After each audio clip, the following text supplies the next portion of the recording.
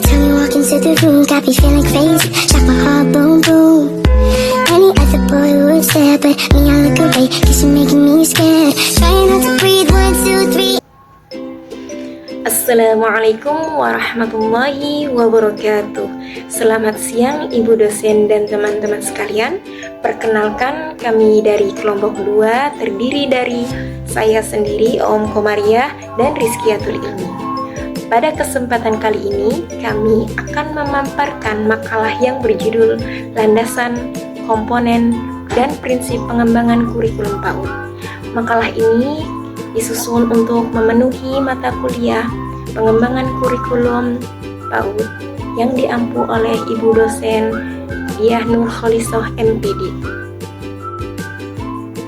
Sebelum masuk ke inti pembahasan, izinkan kami menjelaskan sedikit latar belakang mengapa topik ini penting untuk kita bahas. Seperti yang kita tahu, kurikulum itu ibarat jantungnya pendidikan. Tanpa kurikulum yang jelas, arah pendidikan bisa kacau. Di jenjang PAUD, kurikulum menjadi pondasi utama untuk membangun tumbuh kembang anak secara holistik. Di Indonesia, kurikulum PAUD terus berkembang, mulai dari kurikulum 2013 hingga sekarang kita mengenal kurikulum merdeka yang mulai diterapkan sejak 2022.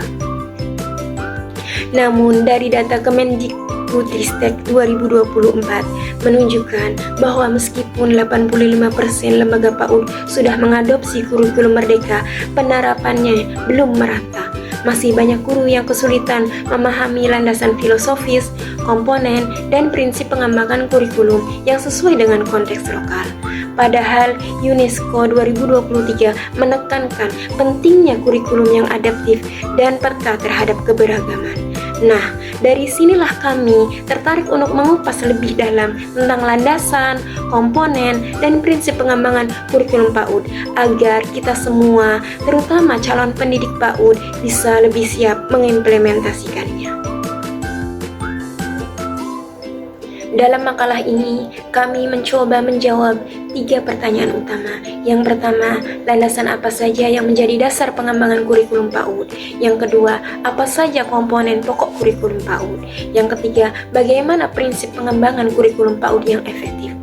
Tujuannya tentu untuk memahami landasan filosofis, psikologis, sosiologis, dan teknologi, yaitu menjelaskan komponen kurikulum serta menguraikan prinsip-prinsip pengembangannya.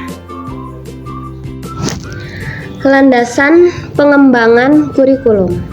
Kita mulai dari landasan, ada 4 landasan utama yang akan kami bahas. Ini berkaitan dengan nilai dan pandangan hidup. Ada 4 aliran yang mempengaruhi kurikulum di PAUD. Contohnya, yang pertama, Prenalisme. Prenalisme ini menekankan nilai-nilai universal yang abadi. Dan yang kedua, ada Esensialisme. Esensialisme ini fokus pada penguasaan keterampilan dasar seperti bahasa dan numerasi. Dan yang ketiga, ada Progresivisme, berpusat pada pengalaman dan juga minat anak. Dan yang keempat, ada Rekrontusianisme, mendorong anak peduli pada lingkungan dan perubahan sosial. Jadi yang kedua ada landasan psikologis. Kita mengenal teori Piaget yang mengatakan anak usia dini berada di tahap profesional. Mereka belajar lewat beranda konkret, bermain simbolik, dan interaksi sosial.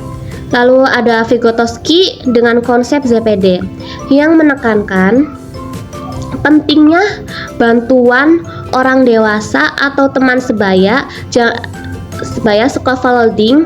Jangan lupa teori multiple intelligences Gardner mengingatkan kita bahwa setiap anak punya kecerdasan yang juga sangat unik. Dan yang ketiga, landasan sosiologis. Kurikulum harus peka terhadap lingkup lokal budaya daerah, nasional nilai Pancasila, dan global kesiapan menghadapi dunia yang terhubung. Penelitian ini menunjukkan bahwa kurikulum yang memadukan ketiganya mampu membentuk anak berkarakter kuat sekaligus adaptif. Dan yang keempat ada landasan ilmiah dan teknologi. Dan dari neuroscience kita tahu bahwa masa emas otak anak terjadi usia dini, sehingga butuh stimulasi kaya. Di sisi lain, teknologi digital juga perlu diperlukan secara bijak, dipergunakan secara bijak dengan batasan waktu dan tetap mengutamakan interaksi nyata gitu. Jadi kita harus bisa mengatur waktu menggunakan teknologi. Selanjutnya, komponen kurikulum. Ada 4 komponen yang saling terkait. Yang pertama, tujuan. Berdasarkan Permendikbud nomor 137 tahun 2014, tujuan PAUD mencakup 6 aspek perkembangan. Yang pertama, yaitu nilai agama dan moral. Yang kedua, fisik motorik. Yang ketiga, kognitif. Yang keempat, bahasa. Yang kelima, sosial emosional. Dan yang keenam, seni. Dan yang kedua, yaitu isi atau materi. Dalam kurikulum Merdeka, materi dikelompokkan ke dalam ranah-ranah tersebut. Contohnya, ranah kognitif berisi pengenalan sains dan matematika sederhana. Ranah bahasa meliputi menyimak, berbicara, membaca, dan menulis permulaan. Yang ketiga, yaitu metode. Metode pembelajaran PAUD harus sesuai dengan karakteristik anak. Di antaranya seperti bermain, proyek, sentra, BCCT, dan Montessori. Yang keempat, yaitu evaluasi, yaitu penilaian dilakukan melalui observasi, portofolio, catatan anekdot, serta evaluasi proses dan hasil. Prinsip pengembangan kurikulum. Yang pertama, relevansi kurikulum selaras dengan kebutuhan anak, masyarakat, dan zaman. Ada relevansi internal antara komponen kurikulum dan eksternal dengan dunia luar. Dan yang kedua, fleksibilitas kurikulum harus lentur, bisa disesuaikan dengan minat, kemampuan anak, dan konteks lokal. Dan yang ketiga, kontinuitas, ada kesinambungan antara PAUD dan SD serta antara aspek perkembangan PAUD itu sendiri. Dan yang keempat, efektivitas dan efisiensi, tujuan tercapai optimal dan sumber daya yang tepat. Supaya lebih nyata, kami berikan 3 contoh implementasi. Yang pertama, yaitu kurikulum Merdeka PAUD. Di sini diterapkan proyek penguatan profil pelajar Pancasila, pembelajaran berdiferensiasi, dan penilaian formatif yang berfokus pada proses. Yang kedua, yaitu kurikulum berbasis budaya lokal.